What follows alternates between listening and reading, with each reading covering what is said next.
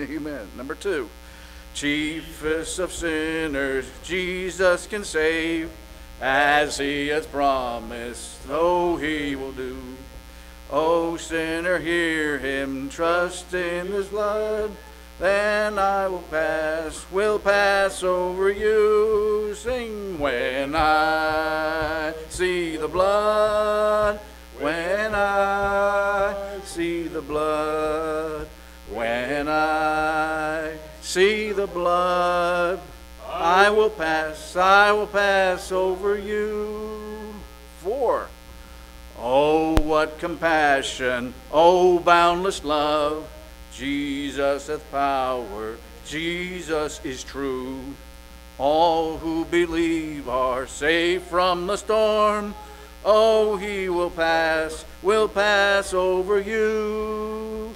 When I see the blood, when I see the blood, when I see the blood, I will pass over you.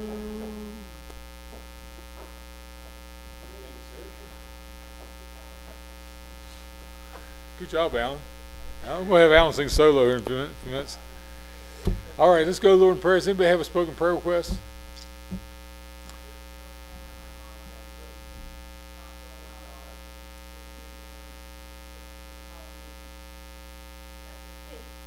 Okay.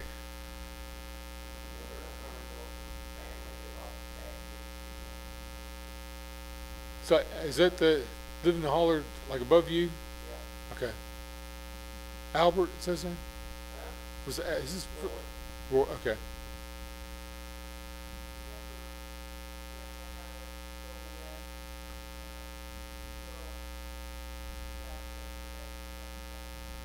Okay. Okay.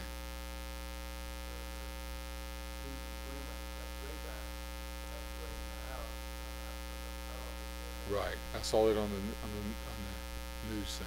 Yeah. Pray for that family. Tracy, did you send that text out about that child in Morgantown? Abby. Abby, is it? Addie. Okay.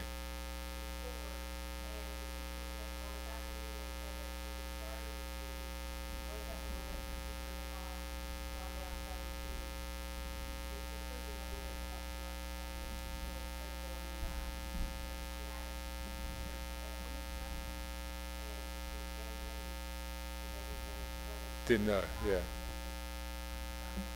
Okay.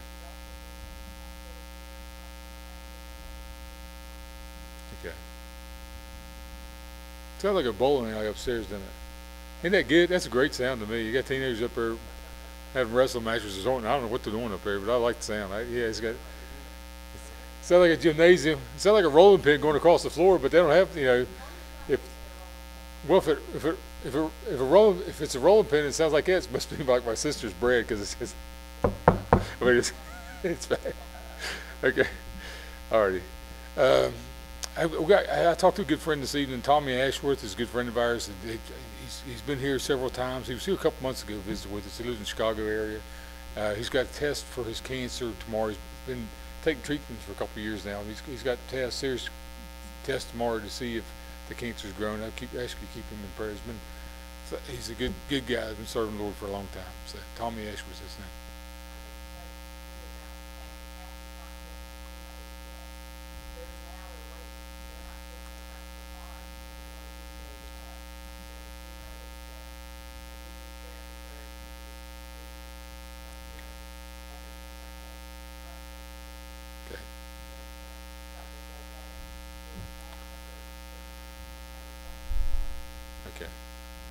There's a customer of mine who went through that immune therapy for his cancer, and he comes back cancer free now. So which is he thought was better than the. I mean, it's like every day for several months driving a couple hours after work and taking treatments, coming back, but he got to keep his job and keep working, so it's no cancer.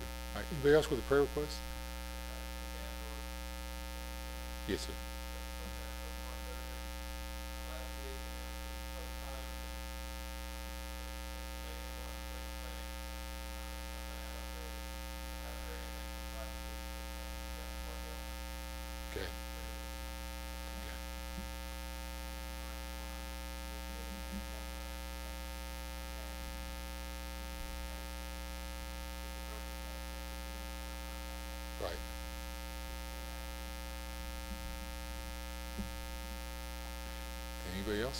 unspoken requests? Anybody with an unspoken request, something you want to pray about, not to mention out loud? Okay. Jared, will you lead some prayer?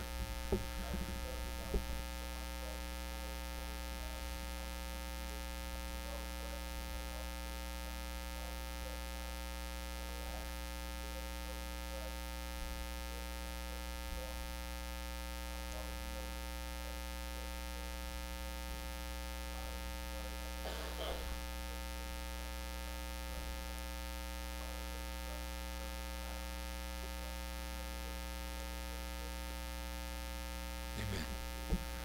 All right, anybody have a testimony before we get started? We'll get right into the word, but something God's blessed you with, you want to tell everybody about it. Okay.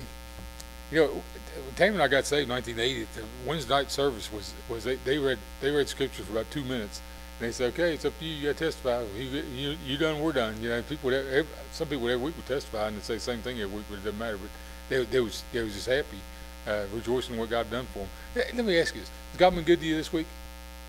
Okay, He's been good to us too. Okay, that's a testimony in itself. You ever let somebody know that God's been good to you this week? I mean, you can do it here in church. It's easy in church, but sometimes it's harder when you talk to somebody else. I don't know what to say. Just go ahead and say it. Man, God's been awful good. Okay.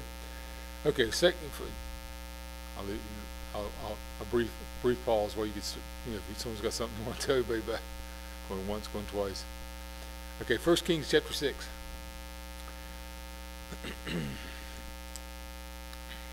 1 Kings chapter 6. Last couple of weeks we talked about Solomon becomes king after David, and God says, "What do you want? Give me your request." He asks for wisdom, and then he says, God allows him to build a temple. Okay, that's the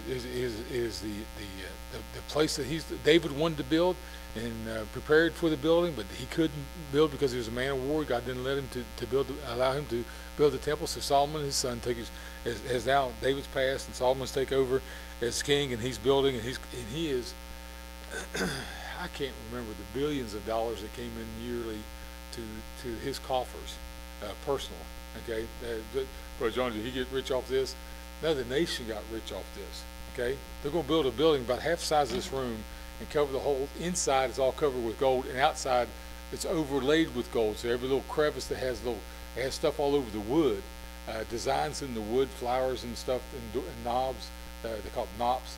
That they're all covered with gold. So I imagine when the sun hit that thing, and everyone knew which way the temple was. When the gold, I don't think the whole building was covered, but it's inlaid with gold. So if you had flowers inlaid like we have here on the wall, but if it's inlaid into the gold, like you wood burners do. Those of you who had the crafts of wood burning things, I burn wood, but it was in the fireplace thing because it. Anyway, but to make the design and then just fill it full of gold. Okay, let's read a little bit. Okay, I get sidetracked with this, but we're just going to talk about the building for a few minutes. Okay, 1 Kings chapter 6.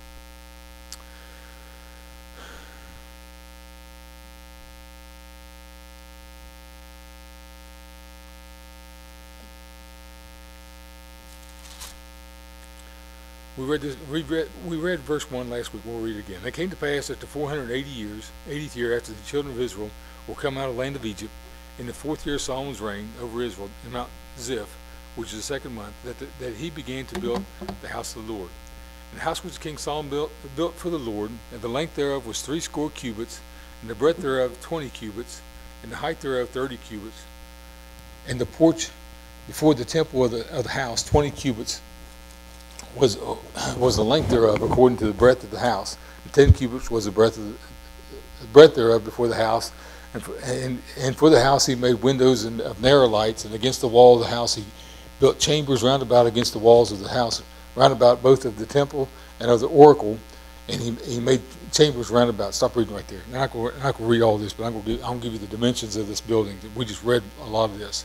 So it is. So this building itself is 90 cubits, 60 cubits long. Cubits is 18 inches. For average man to measure from the elbow to the tip of your fingers, they call it a cubit. So it would be 90 feet long. I didn't count this. Someone count. Danny, count front to back on how many ceiling tiles there are. 1, 2, 3. I'll count sideways. 1,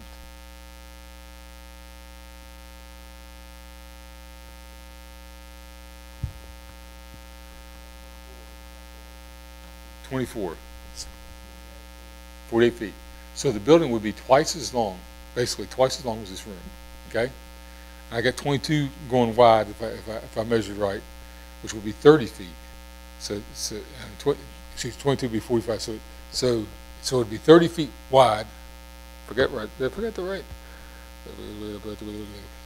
Okay, 30 feet wide.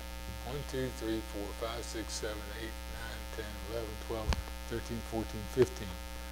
So it is as wide as from here over to that wall, and almost twice as long as this room. So about the whole length of our building. Okay. It's divided up from the numbers we want to read or have read. It's in a couple of different sections. There's the first section, like the congregation can come in there, but not everyone. They have the courtyard area that everybody could come into, and then the priests could come into the first section, and we'll go into what's in there. But then the last 20 feet of it is the Holy of Holies, which only the high priest can go into once a year. Okay, just once a year he goes in and offers a sacrifice. That's where the Ark of the Covenant. Probably everybody in this room. You ever watched the Raiders of the Lost Ark? Y'all seen the movie? Has everybody in here seen the movie? Okay. Anybody not seen the movie? You've not seen that movie? No, just doesn't remember. Okay. The dimensions of the ark is probably about accurate. And I don't know about the. I like that at the beginning when Harrison Ford asked him, "Did you ever go to Sunday school?" He asked his intelligent government guys. He said, "Don't you ever, you should know what this is?" But the ark sat on the Holy of Holies, and the high priest only went in there once a year to offer the sacrifice. But this is the building part, okay? 90 feet long, 30 feet wide. Has a porch on the front of it, which is 30 feet wide, and 20 feet deep. You see it? Yeah, 15 feet deep. Okay. There's 3 stories of buildings on the outside of it. They put what's the right word? Like we would think of it as almost a shed type thing, but it's rooms on the outside that are different lengths. Some of them are 6 cubits and 5 cubits and 7 cubits long. So some of them they're not built straight up, but the first one's only, we'll say, 5 feet wide or 5 cubits wide. Then the next one's 6 cubits wide, and the next one's 7 cubits wide. So the weight staggers all the way across the room. It has a spiral staircase on the outside, and it going to the different levels. To me, it's amazing that they did all this stuff, and this was about 2,500 years ago. Okay, and you think, how they know how to build this stuff? Where did they engineer this? Okay. It's all of stone. They built the whole thing of stone. We went through this last week where they had notches everywhere so often in the stone to run the beams across, and the beams just run directly across. Okay. They covered the inside with cedar. So cedar planks covered the inside. It would be a beautiful building, right? Wouldn't you think it? Something like cedar wood. Anybody got like a cedar chest or some kind of thing? You work with wood. What'd you say? Oh yeah, wouldn't it make it smell nice? Okay, then they cover the whole thing with gold. Okay, well it's awful. You still have the smell. Okay, and you know it's going to last forever because you got stones on the outside, cedar, and then gold. And it says overlaid with gold because they've got inlaid things all the way throughout the wood on the inside and on the outside because they put on the wood on the outside too. Okay, and they've got flowers in the wood, and they've got knobs. The biblical term for it is knobs, but it looks like knobs when I read it. And they got these things all throughout it, and it's just inlaid with gold. So I would assume that's just in between the lines is covered with gold. So you can see it on the outside. It would have a glow to it year round when the sun hits it, and everybody know what you have. It took them 7 years to build this. Okay, it's 4 years when they started it, and 7 years to complete the task. Okay, now we read probably first 5 or 6 verses. I'm going to look down at verse 12. This is God doing the talking now. The word of the Lord, verse 11. The word of the Lord came to Solomon, saying. Now this is when the verse started. And he's got all the plans of what they're supposed to do. And this is a big deal, building this building, because it's never been done before. Okay, this is the only place people make shrines throughout history. People make idols throughout history, something they bow down and worship. But this is the only time where God said, "Okay, I want you to build this. And this is my house." Okay, and this is the only place where God said, "This is specifically what I want you to build." Before this, they had a tent, a tabernacle, they called it. They had a tent, and they had different layers of leather and badger skins and different things, and dyed red, and it would stand out too. But they had all this before, up until this time, they had this. But this is the first time God said, okay, this is permanent once you build this thing. Okay? And so it's almost in the process. Verse 11, the word of the Lord came to Solomon, saying, concerning this house which thou art in building, if thou wilt walk in my statutes and execute my judgments, and keep all my commandments to walk in them, then will I perform my word with thee, which I spake unto David thy father, and I will dwell among the children of Israel, and will not forsake my people Israel. So Solomon built the house and finished it. And we'll stop right there. Okay, up until now, I just want to look over. I just want to look at what the building looked like. Okay, but when it comes right down to it, we don't have that building. That building doesn't exist anymore. When the children of Israel got carried, when they disobeyed God, they got carried off into Babylon. Babylon for 70 years of captivity. That building was destroyed. Every stone was removed. All the boards were burned up. And the reason they burned all the boards up because there's so much gold inlaid in it. Well, if you take the wood, you lay the wood here and you burn the wood, all the gold's going to be left over. Okay, so they burned everything up just to get the gold out of it. And when I think of it, I think, man, what a beautiful building. Right? They rebuilt the temple after the first one was destroyed. And when everybody that saw them rebuilding the temple the second time, which took, I think, 37 years to build the thing, when they saw it being built the second time, the old people that had seen the first building were weeping because it doesn't compare to what the first building was like. And the young people were excited because, hey, we're building this thing. And the old people just stood back and wept because it's not the same. It doesn't look like it did before. This is not. They were weeping maybe because someone were weeping because they're happy they're building the building again. But they looked at it and said, it's not the same as what we built the first time. It's not. We saw the first one, and this doesn't compare. Okay, it's like if you, I don't know, if you drive Charlie's got a Cadillac. You got a Cadillac and you trade it in for a Yugo or something like that. It's the world's first disposable car. You run it till it runs out of gas and throw it away. It's not worth putting gas in. Okay, but the comparison, somebody said, that's nothing compared to what we had before. Okay, fine. In the last verses we read, verse 12, God said concerning this house which thou art in building, if thou wilt walk in my statutes and execute my judgment, the key word that is if. God says if. And we think, man, what a great thing this is. What a great building this is.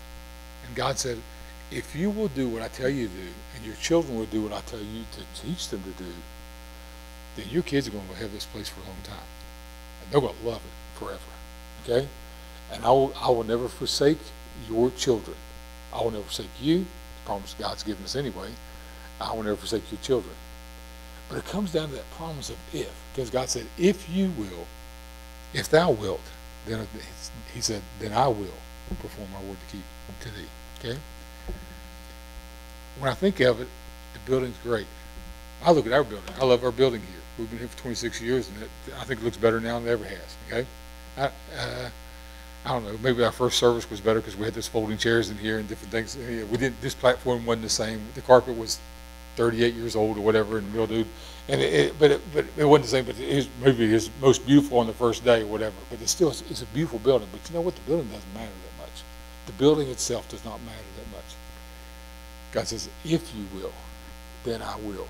Okay? When Jesus was with his disciples, and a bunch of things happened, but when they were in Jerusalem, and they saw people putting money in the treasury, stuff like that, and Jesus saw a widow woman throwing two pennies into the treasury, 2 mites. In our terminology, like throwing 2 cents in. And he said she's throwing in more than anybody else because she gave all that she had. Okay? And the disciples looked around the building and said, wow, look at these buildings. And Jesus said, they're not going to stand here very long. Okay? If he was crucified in AD 30, somewhere between AD 30 and AD 33, when he was crucified, in AD 70, the entire building that took 37 years in building, the entire building was destroyed again. Okay? Because the people were rebellious against God. So God looks at the building and says, it's nothing. Okay? Anybody ever run a race and you remember the time you got in the race? Jared, you run track? You run a mile?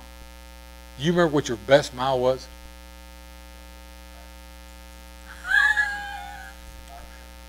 Okay, 5 minutes, 12 seconds. That's my quarter mile. My best quarter mile. Okay. Charlie, you remember highest score in a basketball game? You remember anything like that? Then you ever remember like your fastest pin in wrestling, fastest time you pinned somebody? I remember the records in Charleston High, which they tore the building down. Good reasons for it. The fastest pin, what's this guy's name? Pinned somebody in 7 seconds. Okay, and I thought, man, that's a record. They were all the boys were wrestling. Said, man, I want to beat that record. No one ever did. The guy was, I can't remember his name, weighed about 300 pounds. And of course, when the featherweight class, all you just fell on the guy and is down. No, he's out. 7 seconds is over. We look at stuff and say, man, that's amazing. Okay, we look at the building. And God says, the building's nothing. Okay. We look at the gold. Then the Pharisees looked at the gold. They swore by the gold. And God said, you swore by the gold of the temple that sanctifies the gold. Okay? And they said, the gold is important. And God said, it's nothing. In the best time, who won last year's Super Bowl? Eagles. How many of you didn't remember that the Eagles won? Okay. Who's going to win this year's? Patriots? Do what? Yeah, probably. Okay. But you know what? Next year it won't matter. For most of us, in a couple of years from now, I remember when the Steelers won. You know, I mean, the first time they won, back when I was a kid. Okay? One for the thumb. But you know what? All those things that we think are really important, at some point, really doesn't matter. Okay? We like stuff. We like the building. Okay? We like the houses. We like the cars. We like the record time. Okay? One of my favorite movies is Secretariat. And it's not really the idea of watching the entire movie. It's the last race. Right?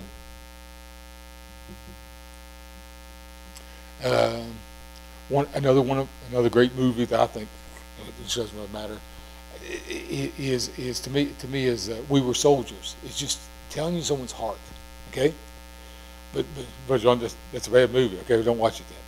Okay, he's Catholic. And he's praying to God. And he asked God not to answer them heathen people's prayers. Okay, we look at things and say this this horse set a record that can't be beat or will not be beat or whatever. 1 by 19 lengths or whatever the thing is. We look at car races or football, whatever it is, and we think, man, that is great. And God says, yeah, that's okay. That's no big deal. You know what's bigger than that? The promise that I made to you will last longer than that 5 minutes, 12 seconds. Okay? Will last longer than that record of 7-second pin. Or will last longer of whatever it is that we think is big. Okay? Or the horse race. Okay? I wanted to be a horse jockey when I was a kid, but by the time I was 12, I was heavier than all the jockeys. That's not going to happen. Okay? So, God says the promises are big. So, then you learn to claim a promise. Any promise from God. You find the promise in His Word. Every one of them is conditional. Okay? He says, you do this, I'll do this, and it's a whole lot bigger than a 90-foot building. You do this, and I'll do this, and it's bigger than overlaying your house with gold. Okay? Solomon, probably the richest man that ever lived, and the wisest man that ever lived, had everything. And God said, this promise, my promise to you, is more important. And He says, but it's an if promise. That means if you do this, I will do this. Heaven's an if promise. Okay? Whosoever shall call upon the name of the Lord shall be saved. You call on Christ, you ask Jesus to save you, He'll save you. But it's an if. If you say, no, I'll get to have my own way. I want to claim your promise, God. I'll do things my way. I'll be good enough to go. I know some people think they are good enough to go. I've never sinned. Okay? Well, I've never lied. Well, you just did. Okay? So, there's people that think, okay, if they don't claim God's promise, they don't get to go. Right? Heaven is a gift. We receive the gift, we get to go to heaven. But more than just going to heaven is the promises that He gives us here in this life. Okay? So all you got to do is find out what the conditions are and meet the conditions. Your dad ever give you a promise and say, if you do this, I'll do this? Becky, your dad ever give you a promise and say, you do this, I'll do this? Did you do what he said you do? You do what your dad tell you to do? Not always. There's another promise. You'll get whipped if you don't. Okay? Danny, did your dad have, I'm not talking ultimatums, do what I say, you got to do what I say, but I promise you, if you do this, I'll do this. Okay? If you'll get grades to this point, then I'm going to buy you this. Or if you'll clean out the garage, I will. If you'll cut the grass, we'll go get ice cream. It's more like you pull the weeds off that hillside, then I will buy you lunch. Or we'll go to Grandma's house for lunch, go to Eddie's house for lunch. Okay? Our whole life was built around promises, right? My parents were really good about keeping their promises. You do this, we'll do this. Okay? I remember Rebecca was 8 years old, and the teenagers were going on a trip. Charlie was following in one of this group, and we're going on like Kings Island or one of these places for a day trip. And I said, just trust me, do what I say. Rebecca wanted to go. She couldn't go. She's 8 because it's a teen trip. You know, and she couldn't go. Her and Allie couldn't go. Whoever, 8-year-olds. Just trust me. Okay, we had something better planned for her. She was going to Disney World about 3 weeks after this, after the teen trip. She was going to Disney World for 4 days, plus going to Alabama for her cousin's wedding. We had a 10-day trip planned, but we couldn't tell her she was going to Disney World. Okay, why? Why would you not tell them you're going to Disney World? Don't want to, yeah, over there yet, over there yet, over there yet, right? We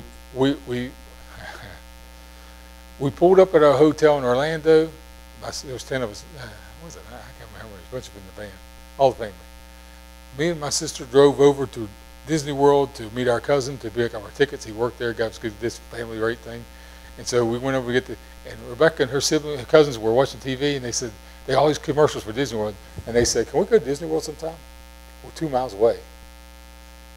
Okay, can we go? Can we go? Yeah. Someday we'll try to do that. Okay, we didn't tell them until we're getting in the van to drive the 2 miles. Okay, screaming. I don't want the screaming all the way. Okay, but actually, she had done real good by keeping her promises. Don't complain about not getting to go to the teen trip. Okay, you'll get something better later on. Don't whine. Don't get upset about the fact that you're not 13. You can't go yet with the teenagers. You're only 8. Okay, and God says, okay, here's the promises. Claim the promise. Do what I tell you to do, and I'll give you this later on. Okay? I mean, most of you all heard all my stories before. Dad dropped me off out here at the farm one day. Tammy and I were home from college, and I had driving what was the car? Chevy Citation. And over on the passenger side, which I didn't know about the car, it had a hole about this big. I mean, underneath the carpet, you lift it up one of Tammy. That's where Tammy's feet were all the time. You pull the carpet up, and there's a hole, Danny, this big. I said, Dad, you got a friend who can weld that for me? Take it out to Earl's house or something like that, Larry's dad. Y'all got a weld? They got a welder or something. Can't they fix that? And Dad dropped me off at the farm, and he said, give me a brush hook. I don't know what that is, a handle about this long, has a hook on the end of it. And he said, give me a brush hook and a gallon of water. He said, I'll be back. Okay? I need you to clean that hillside off. And the time he got back, it was about 4 hours later, I was laying on the ground. The water was all gone. The hillside was clean. I couldn't get up. I was so tired. Okay? And he pulled back up and he had me a car. Okay? He took my car and traded it in, which I was glad he did. He got us an Escort, which I blew up later. They don't last long. I don't know why. Anyway, he was good to, if you do this, I'll do this. Okay? But God says, you want to claim the promise? Okay. You know the Bible verse says that my God shall supply all your needs according to his riches and glory. Right? Everybody want to claim that promise that God's going to meet your needs? Has anyone ever claimed that promise that God's going to meet your needs? Okay? You know there's a condition that goes with that? Wouldn't you like to claim a promise and say, God, you said, my God shall supply all the needs according to his riches and glory. That means you're going to supply all my every need. You know what that verse was written to? If you read the whole chapter, it was written to people that were giving. And giving and giving and giving and giving and giving. And they gave to other people. They gave to other churches that had needs. And Paul was writing back to them and says, God's going to meet your needs. You ain't worried about a thing. Okay? Because you're a giving people. Okay? So the verse to claim is, give and it shall be given unto you, good measure, pressed down, shaken together, and running over, so shall be given into your bosom. That's Matthew chapter 6. That's the verse that you can claim. Okay? That you can just say, okay, that's a promise that God's given me. But I got to meet the condition to claim the promise. Train up a child in the ways you go. When he's old, he'll not depart from it. That training starts when they're born, okay, and when the whole time they're growing up. And a lot of people say, well, I don't know what happened. I took them to church. Taking them to church doesn't take care of all the problems. Okay? I could march kids in here that could stand here and quote verse after verse after verse that they weren't learning in the Awana class, or nasty kids, or bad kids, or mean kids. Okay? They memorize the verse just because the parents took them to church once in a while, or every week even. If they didn't teach them, if they didn't train them, they didn't get it. Okay? And most of what is taught to your children, train up a child in the way he should go, is not teaching them. It's not taught, it's caught. Okay? Because they see it and they want what you have. They see it and they say,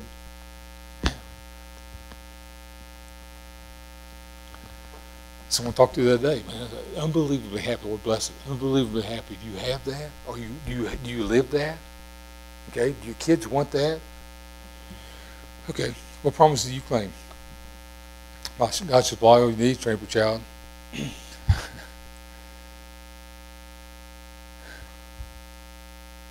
Here's another verse. It says, ask what you will.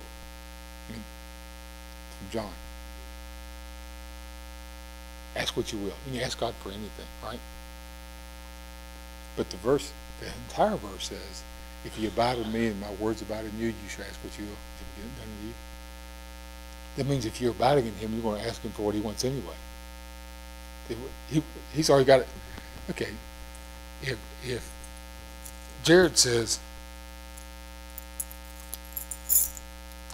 if Jared says, I want your truck, my truck, not Tammy's, he can't even Tammy's. We're still paying on that one. But if Jared says, I want your truck, I'll say, do what you want me to do, whatever I ask you to do. Worth it? Kinda. We backed in the fence the other day and we saw the rust fall off. I was afraid the fence would fall over, but the fence just stayed still. The rust all just on the ground, all the way across the back bumper. Okay. If you're doing what he asked you to do, then you can claim that promise and ask for whatever you want. Because if you're abiding in him, you're going to ask for the right stuff. There's one thing I ask for every day. I'm going to tell you what it is. There's one thing, lottery numbers. No. There's one thing I ask for every single day. Okay? If I'm abiding in him, if I'm reading and praying and begging him for this thing, he gives me this. If I'm not doing what I'm supposed to be doing, he's not going to give this to me. I can have a 90-foot by 30-foot building. I can overlay it with gold and still be unhappy. Okay? We have a good friend who had a very successful business. He's retired now. He retired when I think he was about 55 years old, 53, 55, something like that. He retired when there was a medical need in his family, for him and his wife to take care of some of their family members. So they built houses for everyone to live close together, and they retired just so that they could take care of their parents. Okay, at an early age, did really well in life. But he told me this story that he was miserable. He was making a lot of money. He worked a lot. But he was a very successful businessman. He was doing really well in life. His kids were doing well. Everything was going great. But there was an empty spot inside.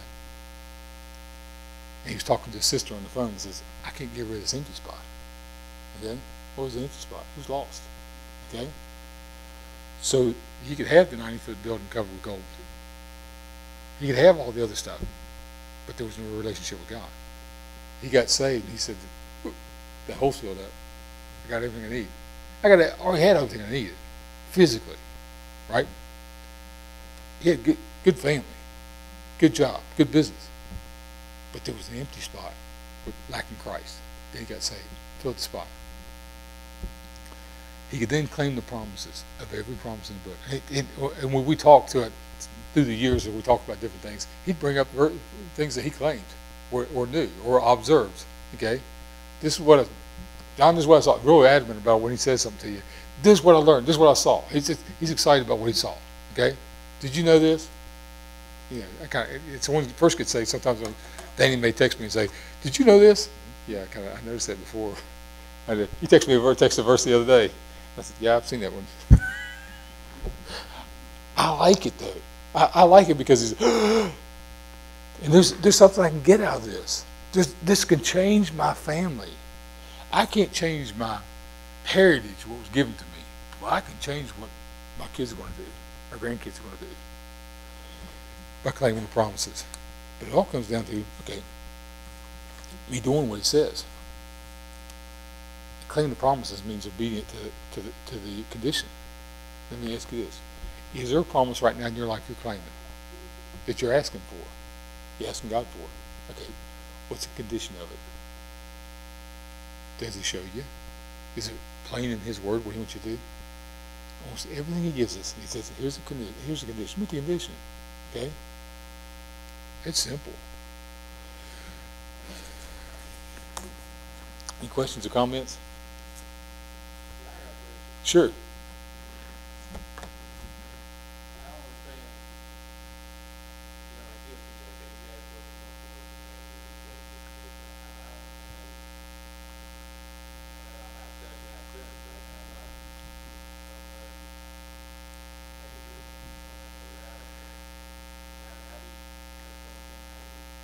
How you hear that the answer is?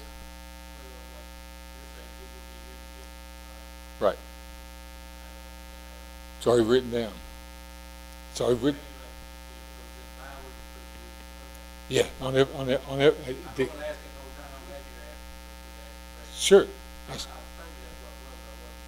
Sure.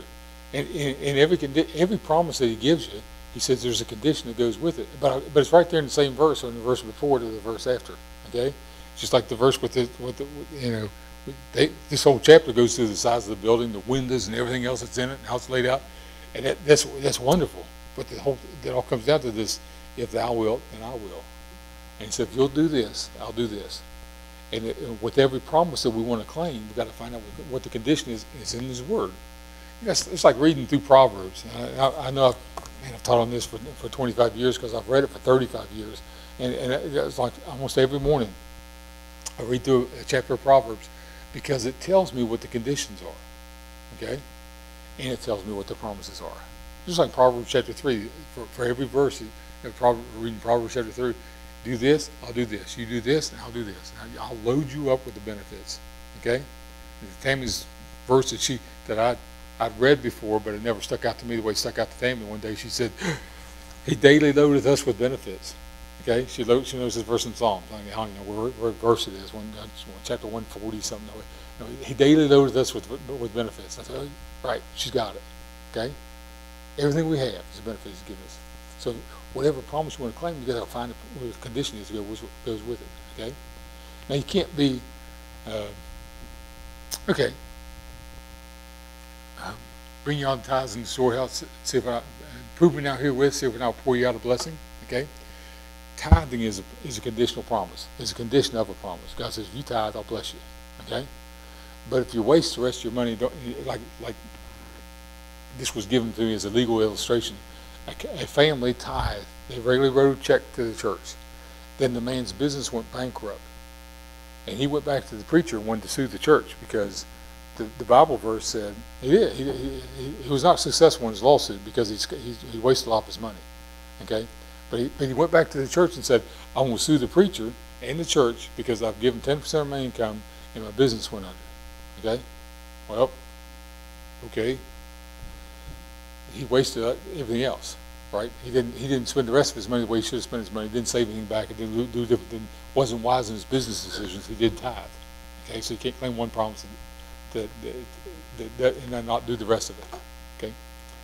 Good question. Anybody else? Jed?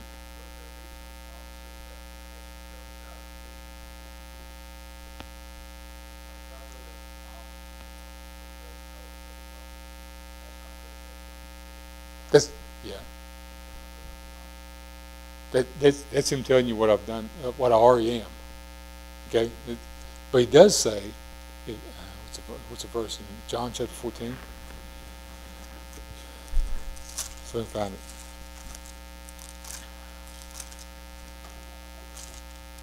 John chapter 14. Listen to this. He said, "If a man love me, he will keep my word." He said, if a man love me, he will keep my word. My Father will love him, and we will come unto him and make our abode with him. God says, I already love you. You already know I love you. I died on the cross for you. I already gave my life for you. It's greater love had no man than this. A man laid down his life for his friend. He said, but if a man love me, I will make my abode with you. Not just the Holy Spirit and dwelling within you, but God says, my presence will be with you all the time. Okay? He will keep my words, and my Father will love him. It means you'll understand how much he loves you. Put it that way. Okay? That you'll know. You understand that is claiming a promise, but understanding his love is just understanding his love. He loves us anyway, right? So, good question. Anybody else? I got shot. I don't feel any blood. Aaron Burt passed through the coat. Sorry, saw Charlie. Thought of the history. Was it when Aaron Burt passed through the coat? I can't remember. One of them. In the duel, one of them had a heavy coat and went to. Okay, sorry. Okay, Eric, okay, I had messed up history. They guess did. One of them got shot, but like it missed. They hit the coat and missed it. Okay, thank you. Don't correct me when I'm preaching. It's good. Any other questions? What promise have you claimed lately? What promise have you had to claim? I remember Rebecca was about 13 years old. She wrote Ebenezer all over the wall. Ebenezer? Yeah. All over the windows and stuff at the house. What's that mean? It's like holding up a big banner. We think of Ebenezer Scrooge. It's holding. Was it LaHaroy? LaHaroy. Oh, yeah. The other thing was Ebenezer. Thou God seest me. Right. LaHaroy means thou God seest me. Okay? And she wrote that like on the windows and stuff. She was claiming a promise. Right? You know what I'm going through, you know what I need. Right? LaHaroy. Ebenezer is what Kenny wrote on the walls, on chalkboards, whenever they finished the room. It was hitherto hath the Lord helped us. He was just claiming, this is what God has done for us. He's just praising God for what he's already done. Right? Okay. I mixed up. So I messed up the history thing and this history thing, Bible verse. Should have had a longer nap before church. All right, anything else? Any other questions? Okay, let's pray and we'll dismiss. Thank you, Lord, for loving us. Thank you for the truth you've given us in your word. I pray for each one in here. Every member of our church, every member of our family will learn how to take your word for themselves and claim the promises. What to do, what not to do. How to raise their children. How to influence their family. How to work. How to avoid problems in life. How to overcome problems in life. All through promises you've given us in your word. What to do. How to reach our goals. And our goal is in the 90-foot by 30-foot building. Our goal is your presence. Thank you for loving us, Jesus. Thank you for down on the cross for us. If there's one here tonight that doesn't know you as a Savior, I pray they'll trust you tonight before we leave the building. In Jesus' name we ask. Amen. Okay, thank you very much. You can be dismissed.